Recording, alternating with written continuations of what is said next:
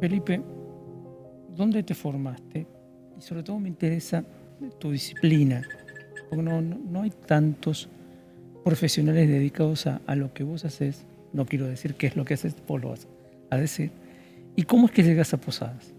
Bien, yo soy licenciado en geografía en Río de Janeiro, donde yo nací y viví toda mi vida hasta los 35 años. Y me formé, me gradué en geografía y me vine a Posadas porque justo cuando me recibí, conocí en Río una posadeña y con la cual sigo casado actualmente, y en un momento de nuestra vida decidimos venir a vivir a Posadas, tener una calidad de vida más tranquila, que es un poco distinta de los tiempos de una ciudad grande como Río de Janeiro. Si bien tenemos muchos atractivos turísticos, se vive ahí un cotidiano bastante agitado.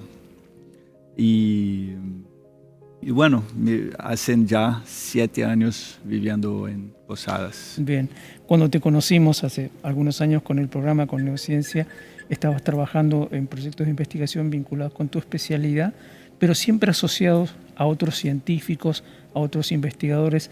Esto es un poco lo que hoy hace un geógrafo, digamos, trabajar en equipos multidisciplinarios. Contanos un poco eso. Perfecto. Riquelme, yo en mi formación yo tuve contacto con distintos docentes y uno en especial me llamó la atención porque él decía eso, que el geógrafo, que es una pregunta común, ¿qué hace un geógrafo? Muchos lo imaginan como docente, ¿no? Como profesor de secundaria para enseñar lo de siempre, los relieves y cosas así. Y este profesor nos llamó la atención que el geógrafo hace un estudio de distintas ciencias como la geología, la meteorología, las ciencias sociales, la historia, y por ende debería desarrollar una habilidad de comunicación y articulación de conocimientos, y que eso era algo importante que deberíamos tener en consideración para trabajar en lo que en ese momento se llamaban los ambientes de trabajos transdisciplinares o interdisciplinarios, cuando vos mezclas distintas personas con distintos conocimientos, y es mucho como yo me veo trabajando hoy en día, sea como docente, sea en el ámbito profesional, que es estar siempre atento a qué necesitan las personas, qué necesitan mis alumnos y cómo traducir mis conocimientos de manera con que esas personas puedan descubrir estos elementos que ellas necesitan. Uh-huh. ¿No? Entonces, uno de los elementos, una de las herramientas que trabajo mucho son los mapas. Bien, quiero que nos detengamos ahí. Antes de entrar al estudio, estábamos charlando sobre antiguos mapas, libros que hablan de esos. Veamos cómo se pasa de esa transición de un mapa hecho a mano, con la observación directa del navegante de una carabela, 1400, 1500 quizá, a las herramientas de trabajo que vos hoy tenés a tu disposición y que le enseñas a tus alumnos a usar y a interpretar. Claro. Eso es interesante pensar los mapas como herramienta. El mapa es una herramienta que puede servir a distintos propósitos. Al principio, los mapas más antiguos tenían un propósito muy específico de definir la propiedad del territorio. Entonces era común que los reyes, los dueños, los monarcas pagaran a las personas, a los aventureros, a percorrer y a mapear aquel que él diría que es su territorio. Entonces era una herramienta de imposición, de mantenimiento de un poder, ¿no? Y los mapas hoy en día, por un lado, lo que yo veo que de lindo es que pudimos democratizar eso. Entonces, hoy estamos enseñando a los chicos de acá en Misiones a manejar herramientas para producción de mapas, haciendo uso de satélites, en la mayoría de los satélites que fornecen imágenes gratuitas, usando softwares libres y haciendo con que cada uno detenga el poder de mapear su área, reconocer su territorio y no más reconocer al territorio que sería ajeno de un monarca, de un tirano, por así decir. Claro. Me acuerdo de una película que además de ser muy bella era muy divertida, que tenía un nombre que era bien de un geógrafo, decía el hombre que se subió a una colina y bajó de una montaña. Cuando uno escuchaba la explicación de esa historia, una historia verídica, era un problema de límites entre Gales y el resto del Reino Unido que se iba a definir por si esa montaña de la que hablamos era una montaña o era una colina. Algo de eso pasaba, ¿no? Y sigue pasando. Es decir, también hay que tener las herramientas para poder decir de aquí hasta acá es este territorio nacional y de aquí hasta acá no lo es. Contame un poco de esa parte del oficio. Perfecto. Y con quienes se mezcla además. Claro, claro. De hecho, lo que yo comentaba es justamente eso. Es una herramienta política y lo interesante es reconocer cómo esa democratización permite con que las comunidades, los ciudadanos, empiecen a discutir la política, que eso no quede solo en un ámbito político formal, por así decir. Cuando digo político formal es de los presidentes. Te voy a dar un ejemplo, lo que está la guerra de Ucrania y Rusia, o la invasión, como podemos definir también. Hay un proyecto muy interesante llamado OpenStreetMap, o sea, mapeo abierto de las calles, que se le ocurrió a una persona que necesitaba saber dónde se ubicaba una calle. Y percibió que, si bien él imaginaba que era un dato público, él tendría que pagar para acceder al mapa. Entonces él dijo, bueno, hagamos lo siguiente. Y eso es bastante reciente, ¿no? Ya en el periodo de la computadora, del acceso más facilitado de la internet. Creó un sistema de internet donde lo que él propone es que cada uno pudiera mapear su barrio y con eso todos tendríamos un mapa abierto y de alta calidad, porque si yo hoy mapeo, por ejemplo, un kiosco y mañana el kiosco por algún motivo se lo convierte a una peluquería, yo al día siguiente lo puedo cambiar y decir, ya no es más un kiosco, es una peluquería. ¿Y qué eso tiene que ver con la discusión política? Eso tiene que ver, por ejemplo, al empezar ese conflicto entre Ucrania y Rusia, empezaron a cuestionar cuál es el límite de estos países. Entonces, la comunidad, no digo que no importa lo que se está discutiendo entre los presidentes o el conflicto bélico, sino que todos los ciudadanos se movilizaron en discutir eso y a proponer cuáles serían las fronteras que deben se mantener reconocidas. Entonces es algo bastante vivo, ¿no? Es algo que está pasando hoy, que puede nos tocar mañana, y lo más interesante es reconocer que hoy podemos estar en esa discusión, ¿no? Los presidentes van a seguir, ojalá no por mucho tiempo, pero van a seguir con los conflictos, pero nosotros también podemos discutir eso y cuestionar la producción de lo que se está mapeando y hacer nuestro mapa. Y claro que no es fácil. Al no ser fácil, nos implica en dialogar, que es justamente lo que no están haciendo al entrar en conflicto bélico. Y hay un diálogo con documentación concreta, con datos concretos. Perfecto, información. y muchas veces se buscan las informaciones históricas. Claro. Entonces es como algo nuevo que se está produciendo hoy, en el cual necesitamos reconocer el pasado, pero reconocer y discutirlo, no digo para seguir como era en lo pasado, pero para tener como en consideración y enfrentarse con la realidad. Es una pregunta que tiene que ver más con tu historia, digamos, que con lo que recuerdas de cómo te enseñaban geografía en la escuela primaria o en la escuela, en el ensino medio, como se dice en Brasil, en la escuela media, ¿no? Sí. ¿Y cómo te gustaría a vos que se enseñara esa misma disciplina que vos aprendiste de aquella manera?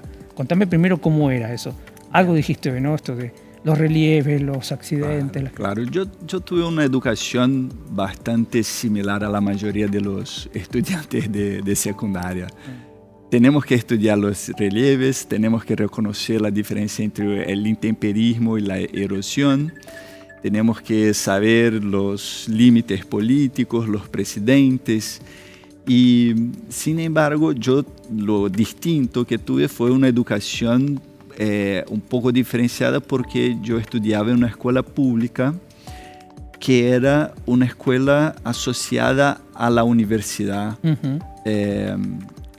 de la provincia de Río de Janeiro, una universidad estadual. Y yo tenía clase con los docentes universitarios. Eso es interesante por dos puntos principales. Ellos nos traían discusiones que estaban siempre en el día. Entonces, lo que estaba pasando en el día, ellos como que siempre nos traían. Sí, teníamos que estudiar los relieves, todo eso, que es algo que está en los currículos y que no hay mucho por dónde huir. Pero ellos traían siempre que posible cosas nuevas, cosas que tenían relación con nuestro cotidiano. Y algo que veo y de alguna manera es interesante es eso, acercar este conocimiento con la relación, cómo eso se relaciona con nuestro cotidiano, porque es algo que hace con que entendamos realmente por qué es importante reconocer el relieve, diferenciar intemperismo de la erosión. ¿Entendés? Entonces, cuando tenemos fenómenos, por ejemplo, como el que pasó recientemente al principio del año en Brasil, una inundación tremenda en Río Grande del Sur, eso tiene que ver con la forma con la hidrología, ¿no? Con el flujo de los ríos, con el ciclo hidrológico, y también con la forma en la cual nuestra sociedad decidió llevar la construcción de las ciudades. Entonces, impermeabilización del suelo, claro que fue un evento atípico, pero y ahí se puede asociar con cambios climáticos, que vamos a ver cada vez más situaciones atípicas, y es interesante ver que no es solo el relieve, no es solo qué tipo de pendiente, sino que qué tipo de pendiente, cómo nos organizamos socialmente, eso todo vivimos todos los días. ¿No? Entonces eso es interesante traer, discutir, y de eso se trata un poco la geografía, o al menos intento discutir con mis alumnos. ¿Cómo aparecen en este instante de aprendizaje del aula las nuevas tecnologías? ¿Qué más puede hacerse? Vos algo ya estuviste hablando, ¿no? Tenemos un alumno, tiene un celular, hoy un celular es una computadora muy potente en más de un caso. ¿Qué podemos hacer con esa herramienta en un aula para enseñar geografía con estas nuevas tecnologías? Sí. Eso es interesante, porque si paramos para pensar, tenemos una computadora, tenemos la internet y tenemos un GPS al manejar los teléfonos más recientes. Pero sin embargo tenemos que reconocer también que este acceso a esta tecnología no se da de forma igual a toda nuestra sociedad, ¿tá? Entonces, eso es algo bastante importante como docente, considerar eso, reconocer eso, para no dejar nadie ajeno a lo que necesitamos trabajar. Y eso, soy bastante feliz en estar en la UNAM, en la Facultad de Ciencias Forestales, que cuenta con un laboratorio de informática con computadoras. Por si los alumnos no tienen, podemos trabajar ahí con internet y hacer el trabajo. Y lo interesante es, tenemos todo eso, entonces podemos trabajar, por más que no todos tengan acceso, podemos hacer salidas a campo, reconocer distintos atributos de nuestra sociedad, de nuestro territorio, cómo son las desigualdades sociales, cómo nos distribuimos espacialmente, qué tipo de naturaleza, cómo la naturaleza cambia de una región a otra, de Misiones. Entonces es algo muy revolucionario por un punto. Incluso hay un geógrafo brasileño muy reconocido llamado Milton Santos, que él discutía la globalización. Y él decía eso, que la globalización nos plantea la globalización como algo lindo, que todos van a tener acceso a la tecnología, y no es verdad, porque esa globalización cada uno la va a experimentar de forma distinta, algunos no tendrán acceso a esa información. Y lo que él plantea es justamente una otra globalización, en la cual sí ocupemos esa tecnología, pero para discutir nuestra problemática social, nuestra problemática ambiental, y no para olvidarnos de que tenemos que mejorar como sociedad, que tenemos que traer a la gente que por ahí que está desprovida de asistencia social, salud. Entonces es algo que veo como una herramienta de transformación social, volviendo al principio. Yo decía del mapa. Ahora ya no el mapa papel, sino que la tecnología de mapeo como una herramienta ahora siendo usada para una transformación social, para la discusión política de las fronteras, de los territorios. Vamos, como para ir cerrando la entrevista, ejemplificando a partir de algunos trabajos tuyos o de tus alumnos, los usos contemporáneos de todos esos conocimientos, al menos en este entorno que vos mismo has creado, ¿no? Los equipos que has podido conformar, el trabajo con tus alumnos, ¿no? ¿Cuáles son los intereses y las aplicaciones de esa ciencia o esas ciencias asociadas a la geografía? En esa carrera, la Tecnicatura Universitaria de Sistemas de Información Geográfica y Teledetección, que es básicamente el nombre que usamos para definir, para englobar esas herramientas, tenemos algunos alumnos egresados y lo más interesante fueron dos con las cuales yo estuve trabajando. Una quiso apropiarse de esa herramienta para discutir la distribución, la gestión de los residuos urbanos en El Dorado. Un trabajo bastante interesante de discutir dónde está la población, que somos los que generamos los residuos, y cómo es la logística de gestión de estos residuos. ¿Cómo podemos mejorar, cómo apropiarnos de esa herramienta para mejorar esa gestión? Y otra que planteó una discusión bastante pertinente, que son los siniestros viales. Yo, como vivo en Posada y voy a El Dorado, este tema me toca profundamente porque estoy constante en la ruta. Y lo que percibimos es que no está accesible el dato de dónde ocurrieron los siniestros viales, por distintas cuestiones. Y se nos ocurrió de recolectar esa información de los diarios.